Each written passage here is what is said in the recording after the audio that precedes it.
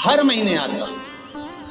जब आपके हृदय में कभी कोई बात आ जाए कि बाबा आज मेरा मन ये कह रहा है और आपको सुनना है बाबा, आपको स्वीकारना है बाबा, आपको मेरे मन की बात जानना है बाबा, बस हाथ में चंदन लगाया, बेलपत्री का भाग इस तरह से पकड़कर शिव जी से अपने हृदय की बात कहकर, मेरे देवाधिदेव महादेव से दिल से कहकर, अशोक सुंदरी वाली जो जगह होती है, आपको बताया है अशोक सुंदरी का जो स्थान होता है, ये शिवलिंग यहाँ अशोक सुंदरी की जगह, इस बेलपत्र को अशोक सुंदरी वाली जगह पर जहाँ शिवलिंग है, शिवलिंग की साइड पर पहले नंबर की पत्ती का मुख होना चाहिए, बस उसको रख दीजिए और उस पर थोड़ी देर हाथ रखकर अपने हृदय की बात मेरे महादेव को दिल से कहकर आ जाइए। अगली सोमवार की अष्टमी या अगला प्रदोष या अगली शिवरात्रि जब आती है, मेरा महादेव आपकी मनोकामना का भाव पूर्ण करता है। ये शिव तत्व है। एक बात अपने जीवन में उतार कर रखिएगा, सोमवार की अष्टमी, शिवरात्रि या सोमवार, प्रदोष, बन सके तुम्हारे पास में शिवालय हो या बेलपत्री का वृक्ष हो, वहां दीप दान अवश्य करना चाहिए। अब एक बात का स्मरण आपको रहे थोड़ा सा, अगर किसी कामना के वश अगर हम दीप लगा रहे हैं या हमारे मन में कोई भाव उत्पन्न है और हम बाबा से कहना चाहते हैं कि बाबा मेरा ये कार्य है आप पूर्ण करिएगा, तो फिर शिव मंदिर में भी लंबी बाती का दीप आप प्रदोष या सोमवार की अष्टमी या सोमवार या आप शिवरात्रि को बाबा से निवेदन कर कर लगा सकते। हाँ, विशेष जब कोई एक बहुत बड़ी बात हो और आपके कार्य में कहीं अटकल हो रही हो, तो एक ही दीप में दो बाती, शिव और शक्ति, लंबी बाती बनाई, शिव और शक्ति के नाम से दो बाती एक साथ एक दीप में भी लगा सकते। पर कब? जब विशेष कोई आपका कार्य हो और वो अटक रहा है, विशेष कोई कार्य, और आप बाबा से प्रार्थना कर रहे हो, तो दो बाती का भी प्रयोग आप कर सकते हैं। ऐसे शिव तत्व। शंकर भगवान को धतूरा कब चढ़ाना चाहिए उसका विशेष ध्यान रखें। जैसे शिवरात्रि है, प्रदोष है, या सोमवार है, या कोई विशेष आपका उत्सव है, तो आप शिव जी को धतूरा चढ़ा सकते। या विशेष कोई बीमारी ऐसी लग गई है या विशेष कोई तकलीफ ऐसी हो गई है जिसका निवारण नहीं हो रहा, तो आप धतूरा चढ़ा सकते। धतूरा चढ़ाने का भी एक क्रम है। हल्दी में भिगोकर धतूरा चढ़ाया जाता है लक्ष्मी के लिए। चंदन में भिगोकर धतूरा चढ़ाया जाता है आयु की वृद्धि के लिए। अबीर एक सफेद कलर का बॉर्डर होता है। अबीर गुलाल जो होती है, गुलाल में अबीर डलता है, चमकदार, आपने देखा होगा अबीर। तो अबीर में धतूरा जो डुबो कर चढ़ाया जाता है, अबीर को लगाकर चढ़ाया जाता है, वो रोग मुक्ति का काहे के लिए होता है? वो रोग मुक्ति, रोग की मुक्ति। धतूरे का भी एक स्मरण होता है महाराज। बहुत भारी रोग है, बीमारी लग गई है, डॉक्टर अपना काम कर रहे हैं, घर का व्यक्ति बहुत बीमार हालत में पड़ा हुआ है, तो बेलपत्री के वृक्ष के नीचे भी शिवलिंग का निर्माण कर एक धतूरा समर्पित करा जाता है, जिससे रोग से मुक्ति होती है। उसमें ना तो हल्दी लगाई जाती है, ना चंदन लगाया जाता है, ना अबीर लगाया जाता है, केवल धतूरा चढ़ाया।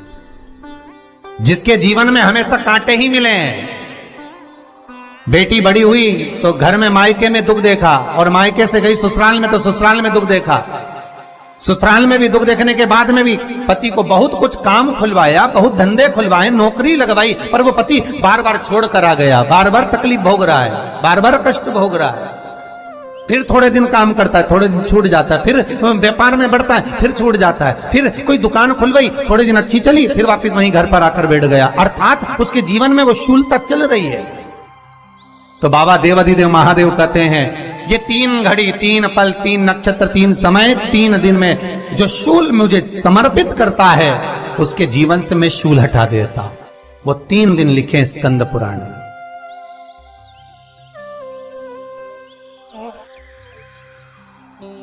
महाराज बैसाख महीने में जो प्रदोष आती है, बैसाख के महीने में बहुत ध्यान से सुनना भाई, जो अपनी जिंदगी से बहुत तंग आ गए हो, परेशान हो गए हो, कष्टमय जीवन जी रहे हो, बहुत दुखी हो गए हो, उनके लिए ये स्कंद पुराण का चरित्र फिर मिले ना मिले आप प्रेम से सुन लेंगे भाव से।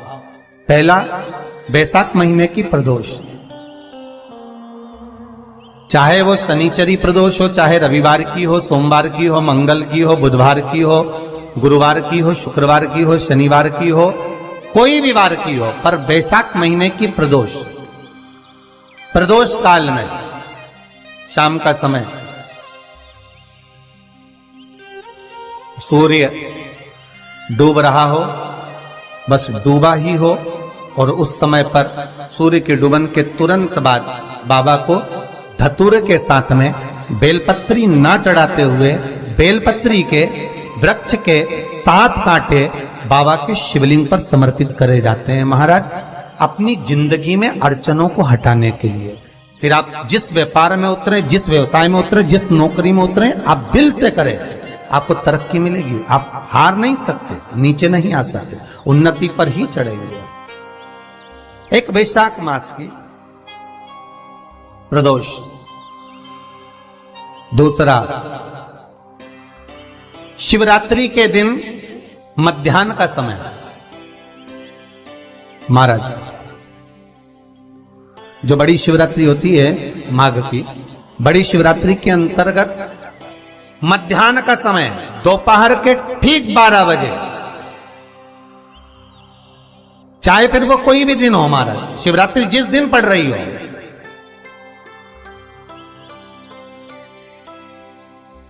उस दिन भी धतूरे के साथ बाबा को 7 कांटे बेलपत्री के वृक्ष के समर्पित होते हैं महाराज। इसमें आप ये वाले जो कांटे हैं जो शिवरात्रि के दोपहर 12 बजे वाले हैं, अगर कोई मदिरा पीने वाला हो, व्यसन में डूबने वाला हो, कोई जुआ खेलने वाला हो, कोई गलत वैश्यावृत्ति करने वाला, या अपने मार्ग से विचलित कोई व्यक्ति है, उसके लिए भी ये कांटे बहुत काम आते हैं महाराज।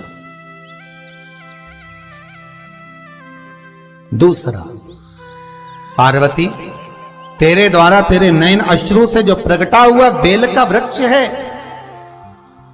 द्वितीय शूल मैं वहां धारण करता, तृतीय शूल, तीसरा शूल जो वर्णन करा गया महाराज, भगवान श्रावण के महीने में जो भी दूसरा सोमवार पड़े, जो भी पड़े, श्रावण के महीने का जो दूसरा सोमवार होता है, उस दूसरे सोमवार में रात्रि के समय पर, अर्थात शास्त्र अब घड़ी और पल का स्मरण करेंगे तो रात्रि के बजेंगे 10 से 12 बजे महाराज, 10 से 12 के बीच में धतूरे के साथ बाबा को शूल समर्पित होता है महाराज।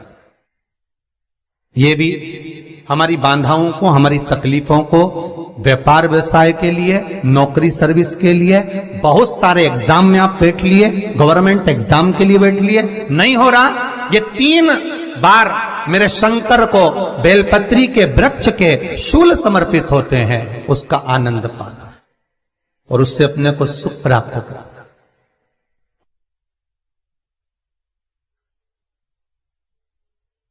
कि बाबा भोलेनाथ जी के नयन अश्रु से जो प्रकट हुआ वो रुद्राक्ष का पौधा है, माता पार्वती के नयन अश्रु से जो प्रकट हुआ वो बेलपत्री का पौधा है, और उमा और महेश, जिस महेश के वंशज है महेश्वरी, जिनकी 12 खाम प्रगटी है भगवान महेश के द्वारा,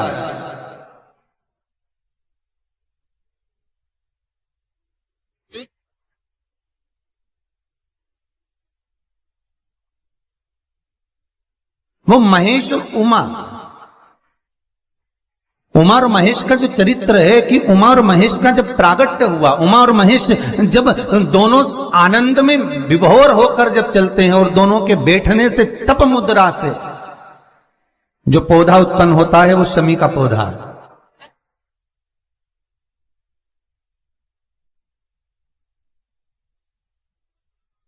शमी का पौधा।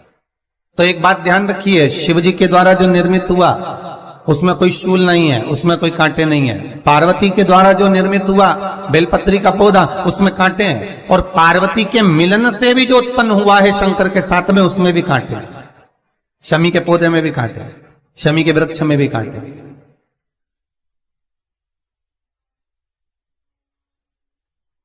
तो पार्वती जी स्कंद पुराण में एक प्रश्न कर रही हैं भोलेनाथ जी से कि प्रभु मुझे ये बताओ कि आपके द्वारा जो निर्मित हुआ उसमें शूलता नहीं है, पर मेरे द्वारा जो निर्मित हुआ उसमें शूल क्यों आया है, उसमें कांटा क्यों आया है? थोड़ा सा माताओं, मेरी जीजियों, आपको थोड़ा बुरा तो लगेगा इस प्रसंग को सुनकर, पर लग जाए, पर आज कथा निकली है तो सुन लो है कि शिवजी जिस रुद्राक्ष को उत्पन्न कर रहे हैं उसमें शूलता नहीं है, पर पार्वती जी जो संग में मिली हैं उसमें भी शूलता है, और पार्वती के द्वारा जो प्रकट हुआ बेलपत्र उसमें भी शूलता है। तो भगवान महादेव बोलते हैं पार्वती, मैं तुझे कुछ कहूं और कहने पर तुझे तेरे हृदय में कोई बात चुभे, शूल लगे तो मुझे ठीक नहीं लगेगा। नहीं नहीं नहीं, आप कहिए प्रभु, मैं सुनने के लिए तैयार हूं, आप तो बोलो कि कारण क्या है। भगवान कहते हैं पार्वती, बस अंतर इतना है, नारी का जो स्वभाव होता है, स्त्री का जो स्वभाव होता है, उसके हृदय में छोटी छोटी बात के शूल बहुत होते हैं।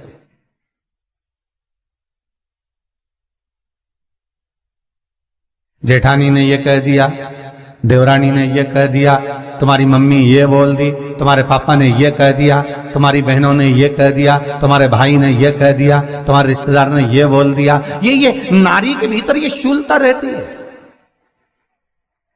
तो पार्वती जी बोली कि जितना तप आपने करा उतना तप मैंने करा, और जितनी साधना आपने करी उतनी साधना मैंने करी, और जितना आराधना दिल से आपने करी उतनी आराधना दिल से मैंने करी, फिर इसमें शूलता कहां से आ गई?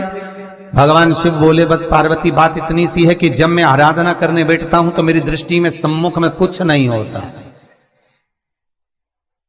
जब मैं आराधना करने बैठता हूं तो मेरी दृष्टि में मेरे सम्मुख में कुछ नहीं होता कि कौन ने क्या करा है, कौन ने क्या बोला है, कौन क्या कर रहा है, उससे मुझे मतलब नहीं होता, उससे मुझे कोई मतलब नहीं। पर पार्वती, जब तू आराधना करने भी बैठती है ना, तो तेरी चित्त वृत्ति में कहीं ना कहीं किसी ना किसी रूप में कोई शूल आ ही जाता है।